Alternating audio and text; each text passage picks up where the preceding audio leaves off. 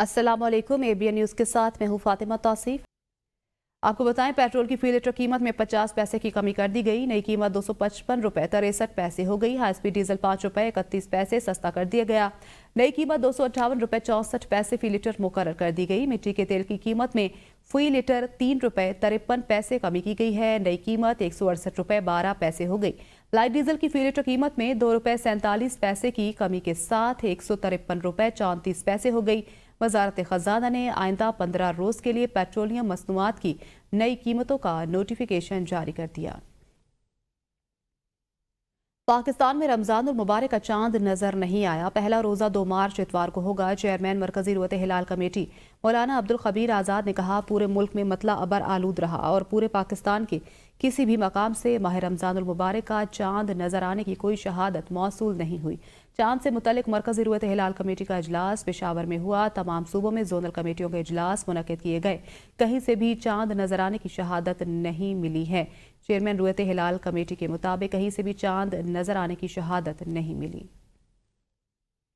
नौशहरा के दारुल उलूम हकानिया कूड़ा खटक में खुदकुश हमले का मुकदमा दर्ज कर लिया गया। मुकदमा मौलाना हामिदुल हक हकानी के जख्मी साहबजादे अब्दुल हक सानी की मुद्दयत में दर्ज किया गया है। हमले का मुकदमा नामालूम खुदकुश हमला आवर के खिलाफ थाना CTD मर्दान में दर्ज किया। मुकदमे में दहशतगर्दी समेत मुख्तलिफ दफात शामिल की गई हैं।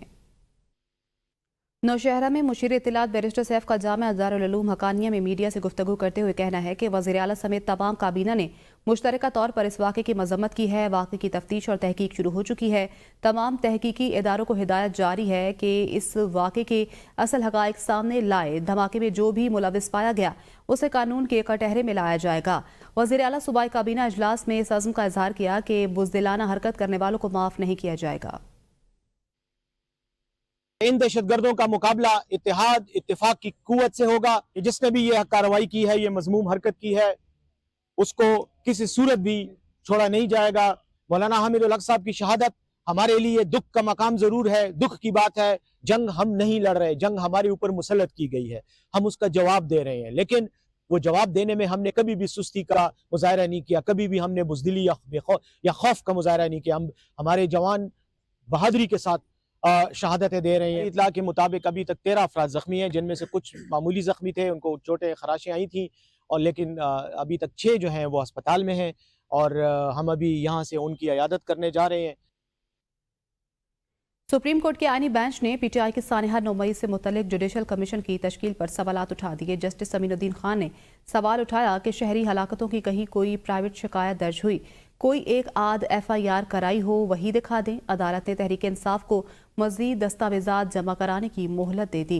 मजीद तफसीलात इस्लामाबाद से इस रिपोर्ट में देखिए। जस्टिस अमीनुद्दीन खान की सरबराही में 5 रुकनी आईनी बेंच ने बानी PTI की दरखास्त पर समाअत की। वकील आमिद खान ने 9 मई वाक़े पर जुडिशल कमीशन की तश्कील की इस्तदा करते हुए मौक़िफ़ अपनाया कि 9 मई एक कौमी वाक़या है, लेकिन इसकी जुडिशल इंक्वायरी नहीं हुई। जस्टिस जमाल मंदुखेल ने कहा कि आपने अपनी दरखास्त में लिखा कि 9 मई वाक़े में दर्जनों शहरी जाँ बहक हुए। क्या आपने 9 मई को जाँ बहक होने वाले किसी शहरी का डेथ सर्टिफिकेट लगाया? कोई एक सर्टिफिकेट तो हमें दिखा देते। जस्टिस अमीनुद्दीन खान ने सवाल उठाया कि शहरी हलाकतों की कहीं कोई प्राइवेट शिकायत दर्ज हुई, कोई एक आध FIR करवाई, वही दिखा दें। जस्टिस हसन अजहर रिजवी ने कहा कि 9 मई वाक़े में हलाक होने वाले शहरियों से मुतालिक कोई मीडिया रिपोर्ट ही लगा देते। अदालत ने तहरीक इंसाफ को मजीद दस्तावेजात जमा करवाने की मोहलत देते हुए दरखास्त पर मजीद समाअत गैर मुअय्यना मुद्दत के लिए मुलतवी कर दी। सुप्रीम कोर्ट के आईनी बेंच में 5 नए जजेस का इजाफा। जुडिशल कमीशन ने आईनी बेंच के मेंबरान की तादाद 8 से बढ़ाकर 13 कर दी है। सिंध हाई कोर्ट के आईनी बेंच के लिए भी 3 मजीद जजेस नामजद कर दिए गए हैं। इसके अलावा जुडिशल कमीशन ने लाहौर हाई कोर्ट में इजाफी जजों के लिए 4 नामों की मंजूरी भी दी है। इजलास का एलामिया जारी कर दिया गया। ये रिपोर्ट देखिए।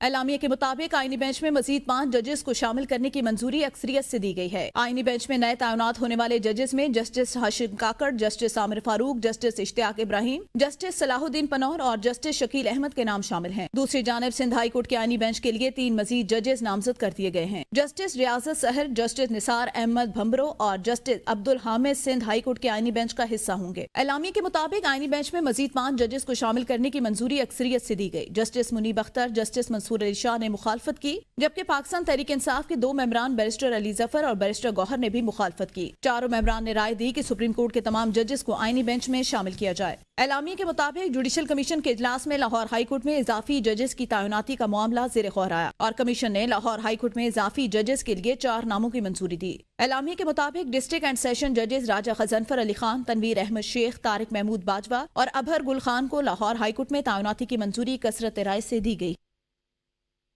Justice retired Asadullah Khan Chamkani election tribunal Peshawar के जज तैनात। जस्टिस रिटायर्ड लाल जान खटक इलेक्शन ट्रिब्यूनल पेशावर के लिए जज तैनात। इलेक्शन कमीशन ने दोनों जजेस के नोटिफिकेशन जारी कर दिए।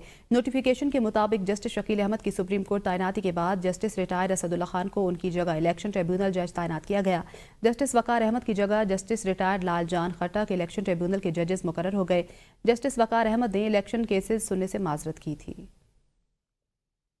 अपोजिशन इकट्ठी होती है, अलायंस की शक्ल इख्तियार नहीं की। JUI सेनेटर कामरान मुर्तज़ा कहते हैं अलायंस ना बनने की वजह से हमारे और PTI के तहफ़्फ़ुज़ात हैं। हमने तहफ़्फ़ुज़ात से आगाह कर दिया, PTI ने अपने तहफ़्फ़ुज़ात नहीं बताए। बातचीत आगे बढ़ेगी तो अलायंस बनने या न बनने का फैसला होगा। मौलाना ने अपोजिशन को पहले ही बता दिया था वो मुल्क में मौजूद नहीं होंगे। उसके बावजूद कॉन्फ्रेंस इन्हीं तारीखों में रखी गई। चेयरमैन PTI बैरिस्टर गौहर कहते हैं अभी तक मौलाना हमारे साथ अपोजिशन अलायंस का हिस्सा नहीं। उन्होंने तहफ़्फ़ुज़ात से मुतल्लिक कोई बात की, ना कोई मुतालबा किया। अपोजिशन जमातों को माजी से निकल कर आगे देखना होगा। जब अपोजिशन अलायंस बनेगा तो अगला लायामल सामने आ जाएगा। 26वीं आईनी तरमीम से अदलिया के हाथ पांव बांधे गए, इसको ख़त्म करना होगा। पहले 26वीं तरमीम की पटिशन्स पर फैसला हो, फिर नए बेंचेस बनाए जाएं। वफाकी काबीना में शामिल औरंगजेब किच्ची और मुबारक जेब को नोटिस भेज दिया है। अपोजिशन लीडर उमर अयूब खान ने हरिपुर में मीडिया से गुफ्तगू करते हुए कहा कि मुल्क में अनारकी फैली हुई है, फसादियत का राज है। इस तरह मुल्क नहीं चल सकता। जिन लोगों ने जुमे के दिन दहशतगर्दी की है उनको जरूर कैफर किरदार तक पहुंचाएंगे। जितनी अपोजिशन जमातें हैं वो कॉन्फ्रेंस में आई थी, उनके साथ मुकम्मल इतिहाद की तरफ जा रही हैं। रेजीम चेंज और फॉर्म 47 की जमातों को अवाम ने कूड़ादान में फेंक दिया है। कूड़ा खटक में हमारे करीबी साथी हमीदुल हक हक्कानी साहब शहीद हुए हैं। शदीद अल्फाज में इसकी मजम्मत करता हूँ। मुल्क में इस वक्त अनारकी फैली हुई है। फसादियत का राज खत्म होगा तो मुल्क में अमन आएगा। इस तरह मुल्क नहीं चल सकता। जुम्मे के दिन जाके मस्जिद में ये दहशतगर्दी की है, उनको कैफर किरदार तक जरूर पहुंचाना चाहिए। जितनी अपोजिशन की जमातें हैं वो सारी की सारी तकरीबन इकट्ठी हो गई हैं। एक उस पर कॉन्फ्रेंस में आई थी और आहिस्ता आहिस्ता हम लोग एक मुकम्मल इतिहाद की तरफ जा रहे हैं। इस वक्त मैं उसको हुकूमत नहीं कहूँगा, ये आपकी इंस्टॉल्ड रिजीम है फॉर्म 47 की। वो मुफाद परस्त जमातें हैं, उनको तारीख के कूड़ादान में फेंक दिया है अवाम ने। PTI से आवाजें आ रही हैं कि वज़ीर आला तब्दील हो रहे हैं। वज़ीर दिफा ख्वाजा आसिफ की ABN न्यूज़ से गुफ्तगू कहते हैं एक बयान आया था कि उनके इस्टेब्लिशमेंट के साथ 99% मामला तय हो गए हैं। जब लोग इस किस्म की गप्पे मारें तो फिर उनकी क्रेडिबिलिटी तो दफन हो जाती है। जो अलायंस के मेंबर बन रहे हैं वो 1 साल से अपने तय कोशिश कर रहे हैं कि उनके लिए कोई सियासी जगह बन सके। अकेले अकेले कुछ कर नहीं सके तो मिल के भी कोशिश कर लें। इन पर कोई कदगन तो नहीं है। वज़ीर दिफा ख्वाजा आसिफ ने कहा कि इन पर कोई कदगन तो नहीं है।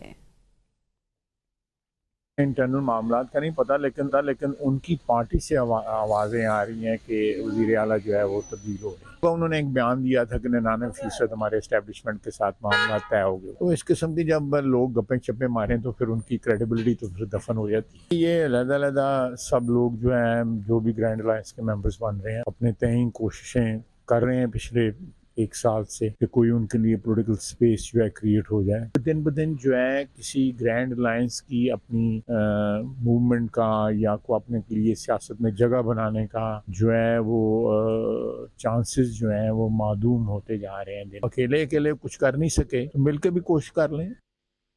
वज़ीर मुमलिकत खेलदास कोहिस्तानी की ABN न्यूज़ से खुसूसी गुफ्तगू कहा PTI इंतशार का रास्ता छोड़कर सियासी इस्तेहकाम की तरफ आए। ये नहीं हो सकता कि आप इदारों के खिलाफ एक मुहिम चलाएं, झूठा प्रोपेगेंडा करें, दूसरी तरफ आप कहें बातचीत हो जाए। वज़ीर आज़म शहबाज शरीफ ने साबित किया कि वो अच्छे सियासतदान हैं। उन्होंने 16 महीने एक मुश्किल हुकूमत चलाई। खेलदास कोहिस्तानी ने मज़ीद क्या कहा, आइए देखते हैं। हम वज़ीर आज़म शहबाज शरीफ साहब की क़यादत में जो मुल्क के मसाइल हैं, जिस तरह उन्होंने पाकिस्तान की इकानमी बेहतर की है, जो 16 महीने की मुश्किल हुकूमत थी वो चलाई, सबको इत्तेहादियों को लेके चले, पाकिस्तान को डिफ़ाल्ट से बचाया। हम सियासी इस्तेकाम चाहते हैं, हम बातचीत यकीन रखते हैं, हम पार्लियामेंट पे यकीन रखते हैं, तो डायलॉग हर वक्त हुकूमत की कोशिश होती है, मगर ये नहीं हो सकता कि आप जो है इदारों के खिलाफ एक कैंपेन चलाएं, एक पाकिस्तान की बदनामी करें, झूठा प्रोपेगेंडा करें। मुस्तफ़ा आमिर कत्ल केस की तहकीकात में अहम पेशरफ्त, पुलिस की जानिब से अदालत में पेश करदा रिपोर्ट ABN न्यूज़ ने हासिल कर ली। पुलिस तफ्तीश के दौरान मुल्जिम अरमगान के बार बार बेहोशी का ड्रामा करने का भी इंकशाफ हुआ है। मुल्जिम अरमगान निहायत चालाक और आदि जराइम पेशा है। मुल्जिम अरमगान बार बार अपने बयान तब्दील कर रहा है। रिमांड रिपोर्ट में कहा गया है कि केस में मिलने वाली जोमा नामी लड़की से तफ्तीश करके दीगर साथियों को गिरफ्तार करना है। मकतूल मुस्तफ़ा का वालिदा वजीहा आमिर के DNA से मैच हो गया है। तफ्तीश में मुल्जिम शिराज ने अपने जुर्म का एतराफ़ किया है। पुलिस ने केस तहकीकात के लिए खुसूसी कमेटी तश्कील देने के हवाले से अदालत को आगाह कर दिया। इंसदाद मुनशियात अदालत में ANF के तफ्तीशी अफसर की जानिब से मुल्जिम मुस्तफ़ा आमिर से मुतल्लिक रिपोर्ट पेश की गई। अदालत ने ANF की रिपोर्ट पर मुस्तफ़ा आमिर के खिलाफ मुकदमे की कार्रवाई खत्म करने का हुक्म दे दिया। कौन होगा नया IG इस्लामाबाद? इस्लामाबाद पुलिस की कमांड आइंदा हफ्ते तब्दील होने का इम्कान। इस्लामाबाद के नए IG की तैनाती के लिए आला हुकाम की मुशावरत जारी है। एहसन यूनस, डॉक्टर आबिद और राना अयाज सलीम का पैनल तब्दील कर दिया गया। नए IG इस्लामाबाद के लिए दूसरा पैनल तश्कील। पैनल में सादिक डोगर और जवाद कमर का नाम सरे फहरिस्त है। जराए के मुताबिक रमजान के पहले अशरे में नए IG इस्लामाबाद कमांड संभालेंगे। रमजान मुबारक की आमद के साथ ही अशिया खुरनोश महंगी होने लगी। हफ्तावार बुनियादों पर महंगाई का पारा 0.38% बढ़ गया। सालाना बुनियादों पर महंगाई बढ़ने की शरह 0.32% रिकॉर्ड। एक हफ्ते के दौरान 19 अशिया महंगी, सिर्फ 11 सस्ती हुई। इदारे शुमारियात ने हफ्तावार बुनियादों पर महंगाई की रिपोर्ट जारी कर दी। वफाकी हुकूमत का यूटिलिटी स्टोर्स पर रमज़ान के लिए सब्सिडाइज्ड पैकेज देने से इनकार। ज़राए के मुताबिक यूटिलिटी स्टोर्स पर रमज़ान पैकेज के लिए बजट में मुख्तस 10 अरब रुपए ना देने का फैसला किया गया है। यूटिलिटी स्टोर्स अपनी तरफ से रमज़ान में ब्रांडेड अशिया पर खुसूसी रियायत देंगे। यूटिलिटी स्टोर्स रमज़ान में ब्रांडेड अशिया पर 15% तक रियायत देगा। इससे पहले हुकूमत की तरफ से यूटिलिटी स्टोर्स पर रमज़ान पैकेज के लिए सब्सिडी देने की रिवायत थी। हुकूमत मुतादिद बुनियादी अशिया पर यूटिलिटी स्टोर्स के जरिए रमज़ान पैकेज के तहत सब्सिडी देती थी। महंगाई के सताए शहरियों के लिए अच्छी खबर। LPG की फी किलो कीमत में 6 रुपये 15 पैसे की कमी कर दी गई। LPG का घरेलू सिलेंडर 72 रुपये 57 पैसे सस्ता कर दिया गया है। ओगरा ने मार्च के लिए कीमतों में कमी का नोटिफिकेशन जारी कर दिया। नोटिफिकेशन के मुताबिक LPG की नई फी किलो कीमत 247 रुपये 82 पैसे मुकर्रर कर दी गई है, जबकि 11.8 किलोग्राम घरेलू सिलेंडर की नई कीमत 2,924 रुपये 31 पैसे मुकर्रर की गई है। वाज़ेह रहे कि रवां माह फरवरी के लिए घरेलू सिलेंडर की कीमत 2,996 रुपये 88 पैसे थी। वज़ीर-ए-आज़म शहबाज शरीफ कहते हैं पाकिस्तान चीन के साथ मिलकर अपना पहला खलाई मिशन चीन के खलाई स्टेशन भेजेगा। खलाई शोबे में पाकिस्तान और चीन के दरमियान ताउन का समझौता मजबूत दोस्ती का आगाज है। इस इकदाम को चीन की जानिब से एक शानदार ताउन करार दिया जो दोनों ममालिक के ताल्लुकात को मजीद मुस्तहकम करेगा। मुआहदे के तहत 2 पाकिस्तानी खलाबाज चीन के एस्ट्रोनॉट सेंटर ऑफ चाइना में तरबियत हासिल करेंगे। खलाबाजों के इंतखाब का अमल 2026 तक मुकम्मल कर लिया जाएगा और वो चीन के आइंदा मिशन में खलाई सफर करेंगे। Pakistan's economic conditions ever since 2015 till date, and mega projects have been built under this great program known as CPEC. SPARCO came into being in 1961. It's been a long time, but to be very honest and forthright, let us have a self-introspection. आज अगर चीन के साथ, चीन की मावनत के साथ अगर इस प्रोग्राम को आगे बढ़ाने जा रहे हैं तो इस प्रोग्राम को न सिर्फ अब कामयाब करें बल्कि अपने नौजवानों के लिए नई राह तलाश करें, नई अपॉर्चुनिटीज मुहैया करें और उनकी उमंगों को हम बिल्कुल पूरी तरह बराबर करें। न्यूज़ स्टूडियो से फिल वक्त इतना ही। देखते रहिए ABN न्यूज़।